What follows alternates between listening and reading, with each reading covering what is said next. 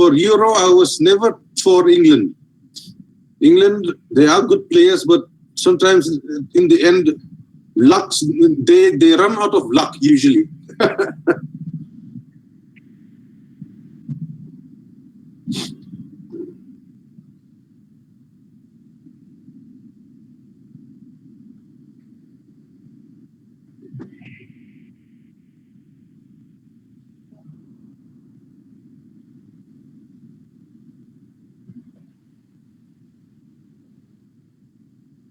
Just hold on, huh? Won't be long.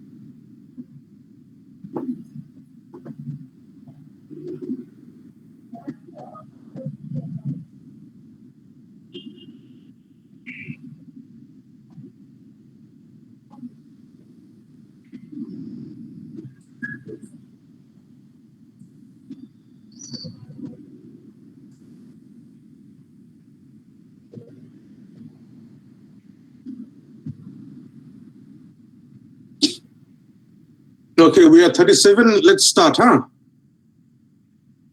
Is it necessary that we wait for others?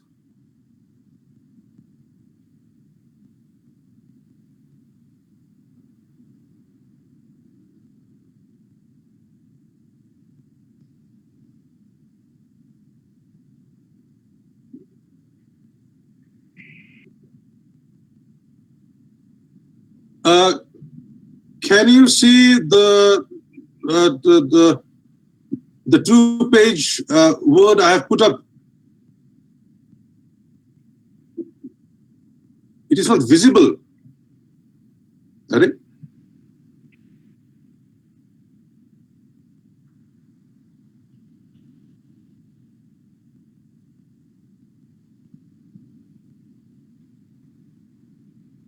Hold on. If it's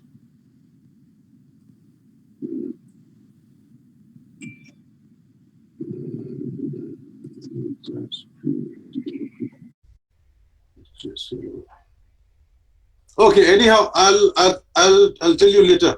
Huh? Okay, I'm going to start. I'll just show you a few pictures later, or I can wait. Let me just share it with you, huh? I'll just share it in WhatsApp. Okay.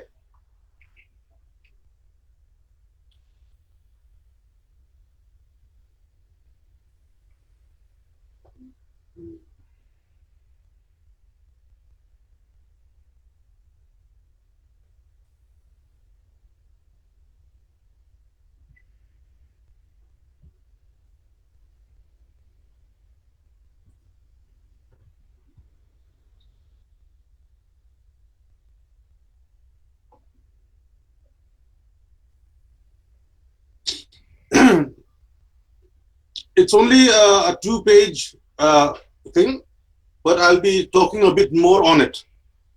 And most of it are from my personal experience and the short duration of experience I had elsewhere out of the country.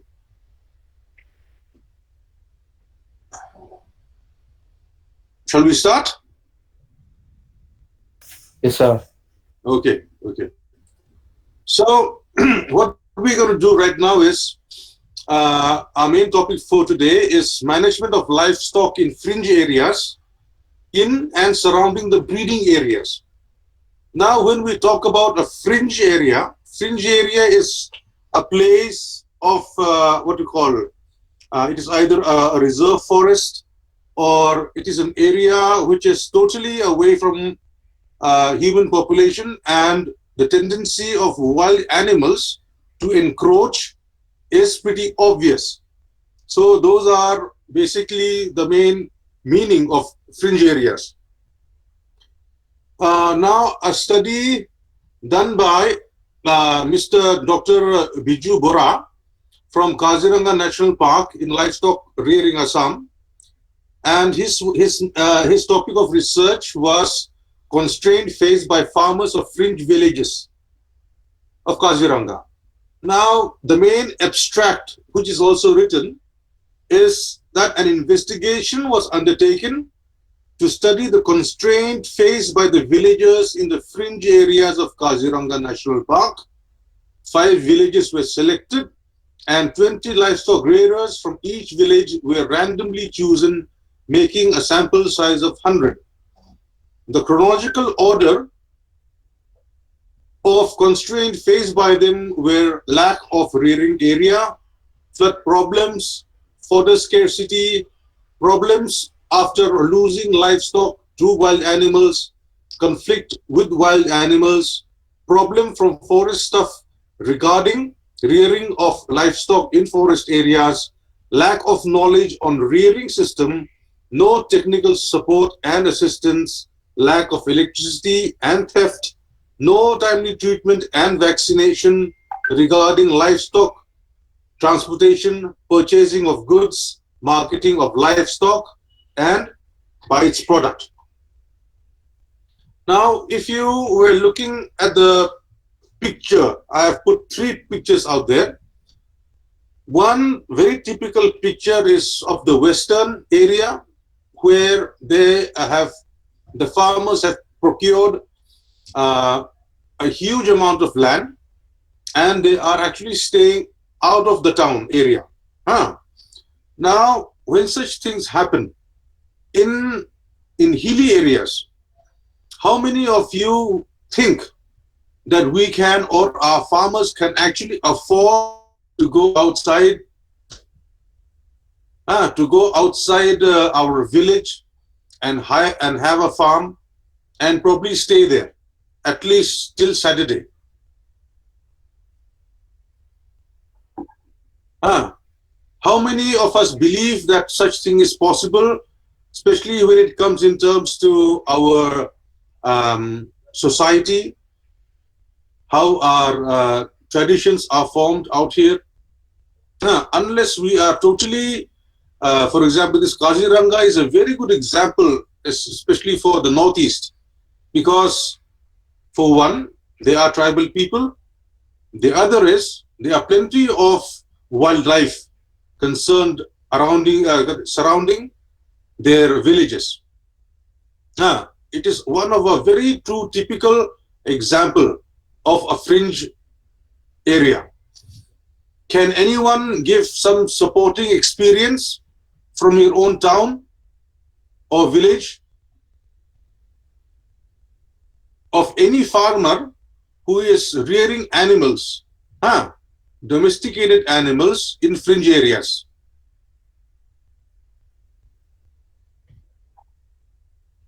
Can you tell me something about it?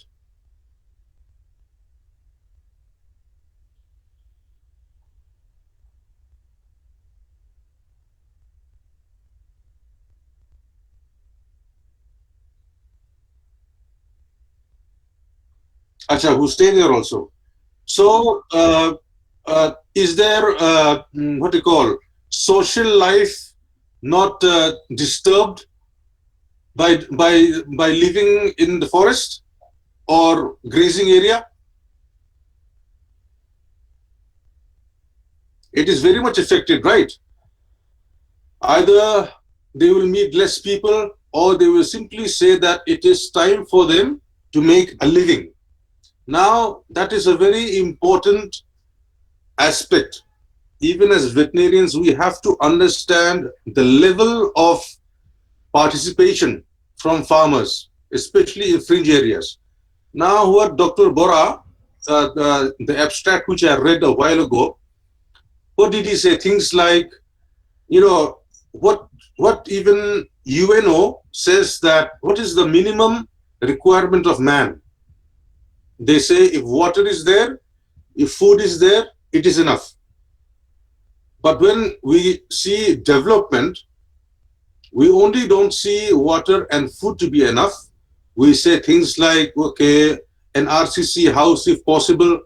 Nobody wants to live in a thatched roof much any longer, except for there are certain villages, of course, there are. Uh, but things like that. The others is lack of electricity, lack of vaccination schedules. Now, those are the things where we have to manage.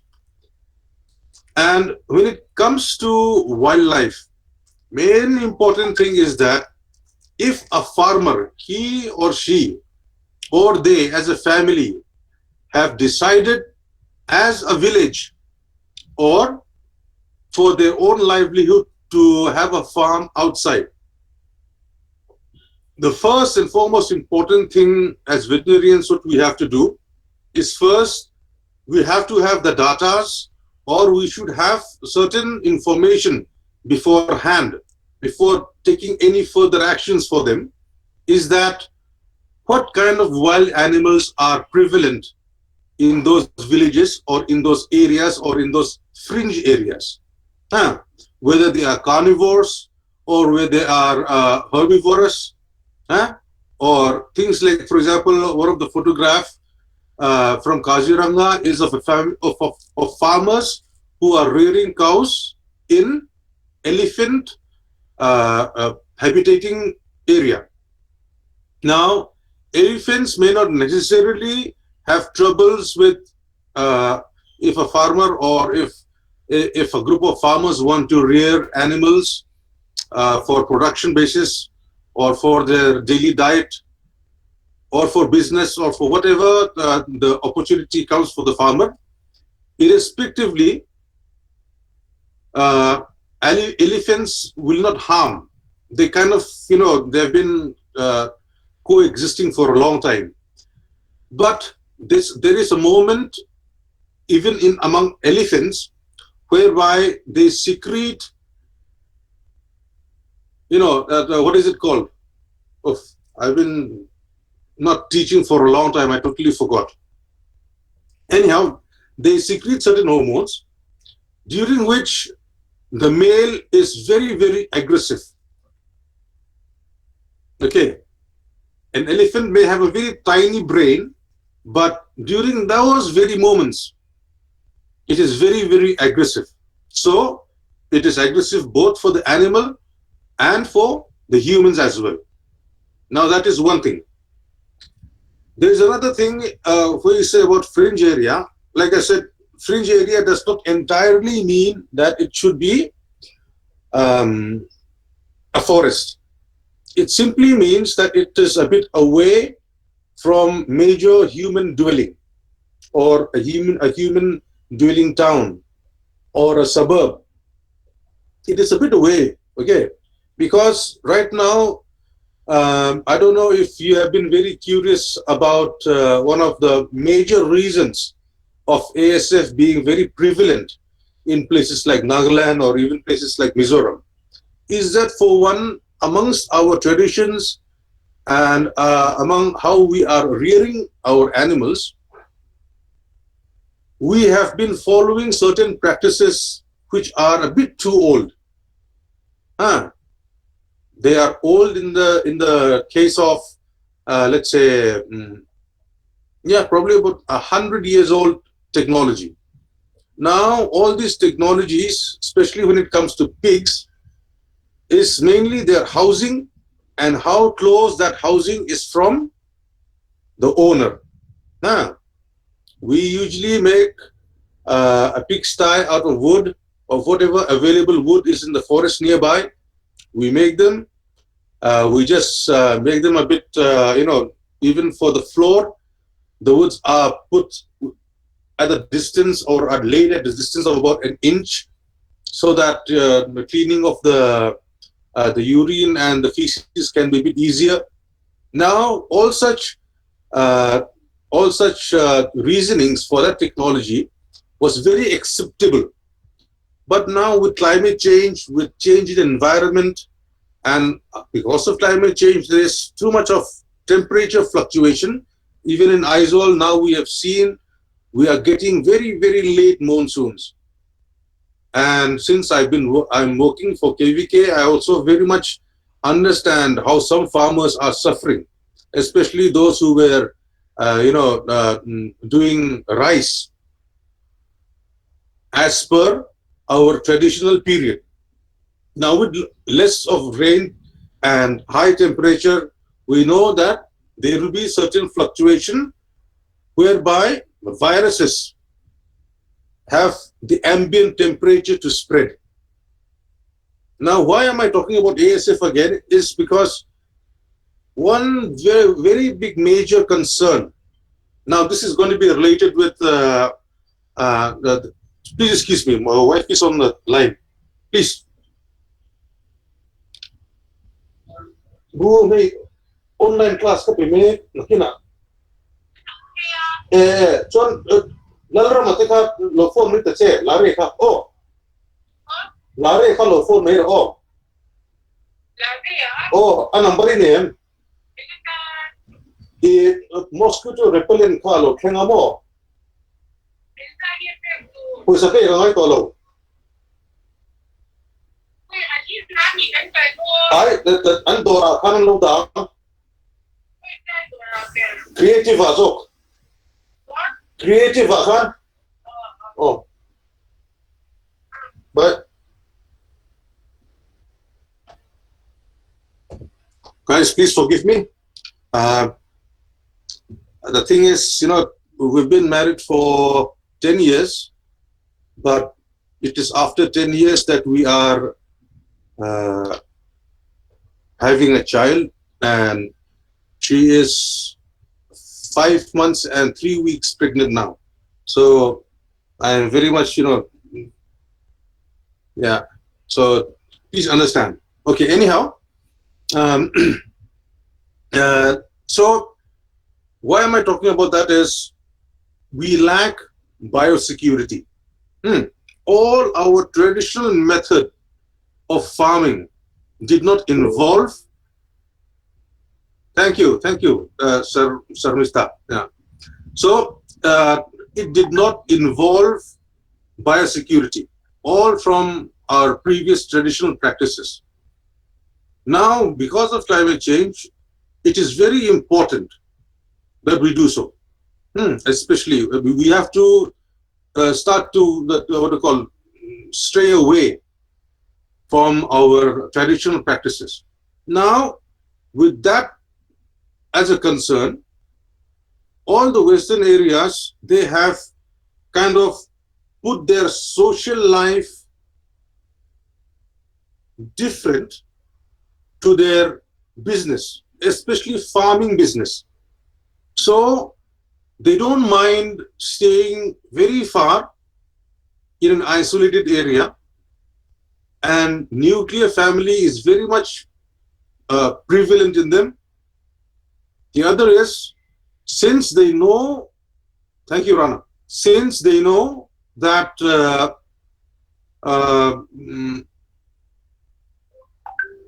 the basic concept about biosecurity, since their animal industrial revolution. Now, animal industrial revolution, to be very precise, it only started in, when I say, after First World War, most probably. So after First World War till 1940s, they had a huge animal industrial revolution, whereby all technologies were taken into view, business-wise, and capitalism was on the rise. Now, because of that, they've been having such a practice now. But if we also look into their literature, before the 1900s, they were also practicing just like us.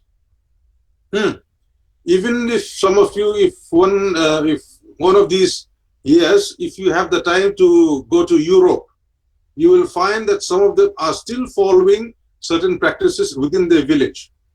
But at the same time, they are very much, since the country is rich and the people also are, the government supports them as long as they are hardworking.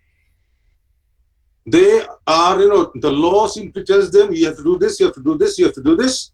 You have to take care of your animals. You have to take care of your biosecurity. You have to make sure that mechanical carriers are prevented as much as possible. And even among the farm helper, he or she should follow all these norms. Those are made mandatory. And because of that, there are certain animal production diseases which has lowered in their country. Now, when it comes to the same environment of wildlife, especially in fringe areas, we have to look into those directions as well.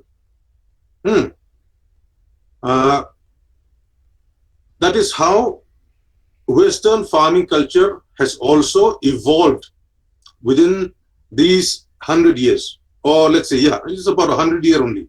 So even we have the opportunity to do it.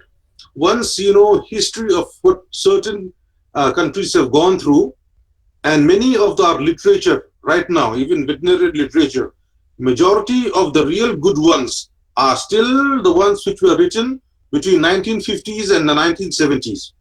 They are the classical theories and they are still very much relevant till now. Okay, certain medicines and certain treatments have evolved. That is different. But other than that, because what you call development has many things that it brings upon. Okay, let us come back to the subject again. Now, another example I want to give you is that when I was in Australia, our main college or our main university was called as the University of Queensland. It's in Queensland. It's in Brisbane. Now, Brisbane is the capital of that state. But where I studied, it was 100 kilometers away in a town, in a small town. And before going also, since we are in India, even since my childhood, I was in Delhi only. When I got to learn that the population of that town I'll be studying in had only about 6,000 people. Then I thought to myself, okay, by the second year, I'll probably know everybody.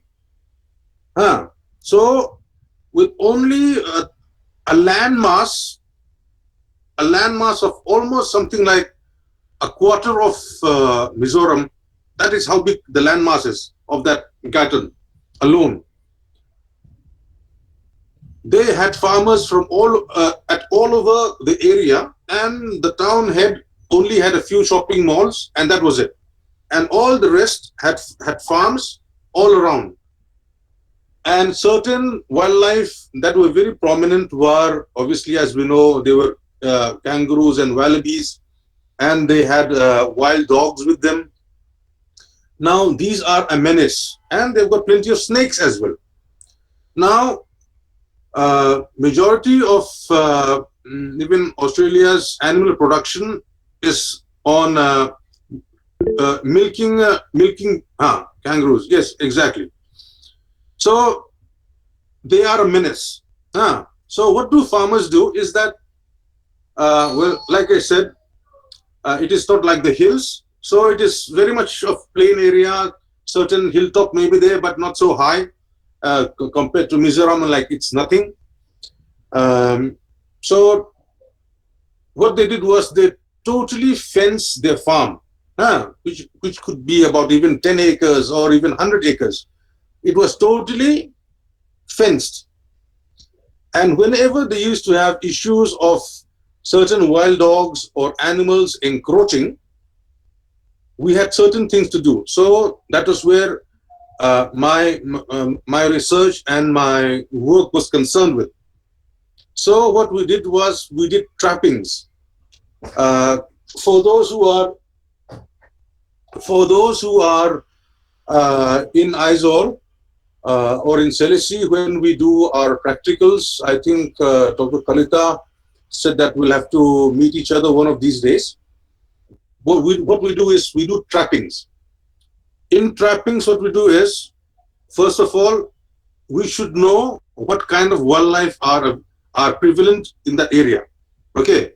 So once we know that, we have to know certain identification things like pug mark, pug marks of animals. There are certain books, and for example, those who are bird lovers, you will also know uh, that many are put like that. Please hold on again. Oh, sorry, ko boy, yusin le. Oh, ini nika. Oh, tosi kana.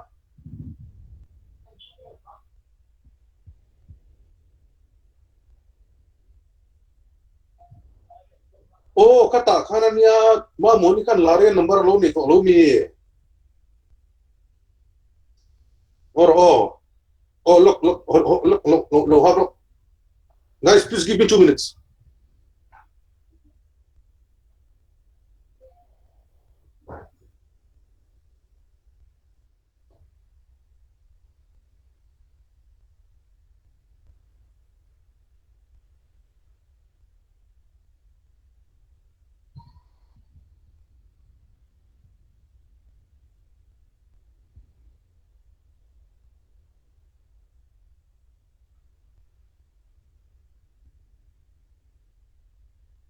Hey, Lord, hey, oh.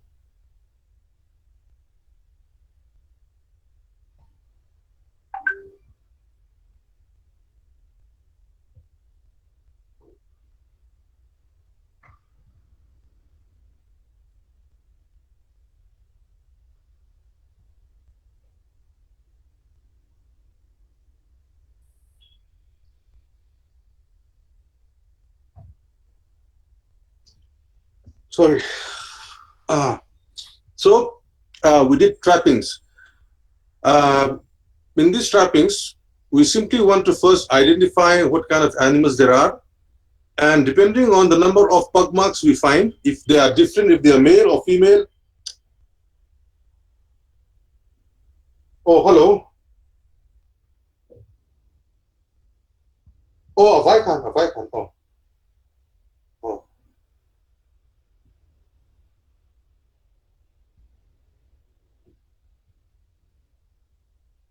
So sorry. Okay. Okay. So we simply do, these are kind of a data collection. Now, when I say trapping, is that one thing is very important. We also have to know at what season we are going to trap. For example, if it is majorly on cows or goats, we have to make sure that, especially when there are calves around, they are more vulnerable. So if we have a farm or when we have a village whereby they are either synchronizing, and that is where, veterinaries are very important.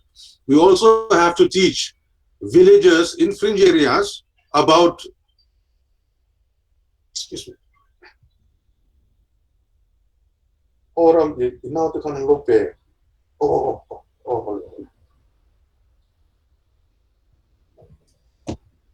Yeah, so all these things are required, first of all, to know the datas of, okay, once and for all, if we accept that all these trappings are required by the owner, the farmer also has to recognize our speciality as veterinarians, that we can also take part in it. The farmers have to know. That is why, even as veterinarians, it is a business world. We should know. You should have the confidence, especially after you pass out, that you have to, it's something like this. You should be able to sell yourself. You should be able to sell your technique. Not only, okay, I want to work for the government. I want to work for a company, I want to do this, I want to do that. That is all good. But you should be able to sell yourself. And that is why 5 years is pretty good enough to even learn those kind of traits. So anyhow, what we did was we did trappings. Trappings are of many, many kinds. I will teach you when I do the practicals. And most probably, we can take a video if the others should be joining, and we can do the necessary. It is not very hard. But anyhow, what we do is once we do trapping, the next thing what we do is once we understand that there are certain animals in those fringe areas, as a wildlife veterinarian, what we have to do is that once we do the trapping, the other thing is we have to do bait or baiting, where we bait the animal. Okay, we either bait to kill it or we bait them so that we can catch them later and translocate them elsewhere, especially if there are certain breeds or certain species of animals which are endangered in those areas. Okay, and yeah, those things are done. We use different kinds of baiting. Now, a few months ago, I was called by some farmer from Lunglei, and he said that his pig rearing area was about a kilometer or two from the town. And he said that somehow at night time they can hear the pigs crying or grunting. Now I said, okay, can you show me picture? Then he showed me picture that below the hock joint there was a sharp cut or a bite on the pig. Now I don't know any disease, bacterial or fungi or virus that can actually cause such things. I can obviously, there can be some tremendous scarring of the skin because of certain bacteria, but that is all. If it is scarring of the skin, you can see it on the whole leg also. Okay, certain bacteria can do that. Now, then I asked the farmer, okay, do you know what kind of wild animals are available? Are snakes there? Do you have carnivorous lizards there? And he said, yes. Then I said, okay, you do the trapping and also the baiting. And that is how a simple management of fringe area is done. Now, once we are able to have a data of what kind of wild animals are available, okay, after that, what we do is if they are encroaching or if any of our domesticated animals are being killed or are being scavenged by predators, then we have to take certain actions. For example, certain things are like, that is why as veterinarians we should be able to shoot a gun. Okay, at least if not an anesthetic gun or tranquilizer gun, at least a normal of even a BB gun or a good air rifle. All the ladies who are studying in this batch also, I would implore to you that there are times you just have to do anything like guys have or guys do. One thing I very much appreciate about, I know we have got many good Indian ladies who are very brave. Lani Lakshmibai, she is there. Well, there are so many, even among the royals, even among our freedom fighters, even among our NGOs who have stopped building of dams and everything. I know there are many strong women even in India. But one thing which I like about certain of the, Anglo-Saxon or all these people is that once you become a farmer, they are taught to be a farmer. Or if you are a veterinarian, you are tremendously a veterinarian. She is able to castrate a bull or a young bull if it is required. Obviously, they have all the necessary equipments for it, which is a bit easier for them. But there are times casting of the animal is also done by them ladies. Even shooting if required, even if running after a horse is required, they do everything. So I very much believe that as you study along the years to come, I hope that I'm not suggesting that you become feminist. Okay, it has nothing to do with feminism, but it simply means that you just have to enjoy your 5 years studying veterinary and animal science. At the same time, I would very much implore to you that it is fun. It is very enterprising. It is very adventurous. And even Dr. Lani, who was teaching wildlife with me, who is teaching wildlife with me, you will understand that even as a woman, she is doing whatever is required, and she's at Dehradun. Okay, they've got Dehradun also actually has a national park. So she'll be having plenty of tremendous first-hand knowledge and experience also. And I very much hope and I wish that both men and the women of this class take that as a challenge. Okay. Today's class, I've been talking a lot. I've not been giving you much reading material, but I will in the days to come. I think it is 2:36 only. There are plenty more to say, but I will make it very, very short today. Okay. Is there any question that you would like to ask?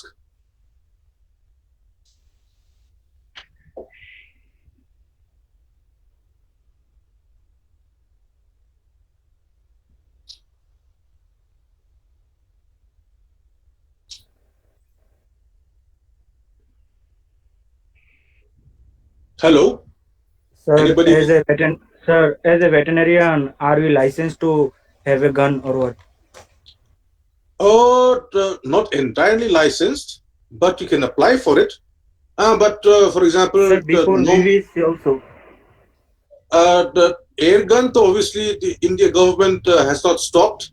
You only need your other card when it comes to air gun. And there are plenty of tremendously fast shooting air guns these days. But if you want a tranquilizer gun, it will have to be licensed if you are working for a government, or if you're working for a company, the company will have to request for you. Mm. Okay, sir. Mm. Air guns are, these days air guns are very, very good. I used to go at a site called as Kahlberg. I don't know what the spelling is, I forgot. Kahrlberg or something like that. They are also an online shop. Some of their guns are very good and expensive also. Yeah.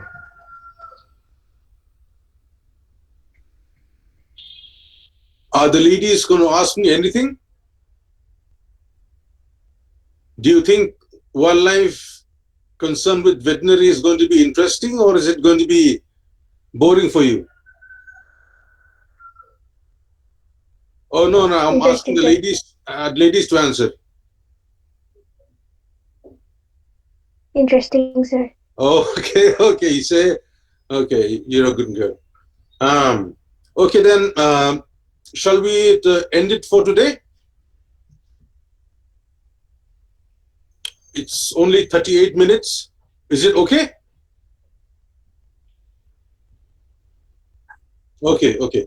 Acha, what is your class pattern for Monday? Are you busy the whole day?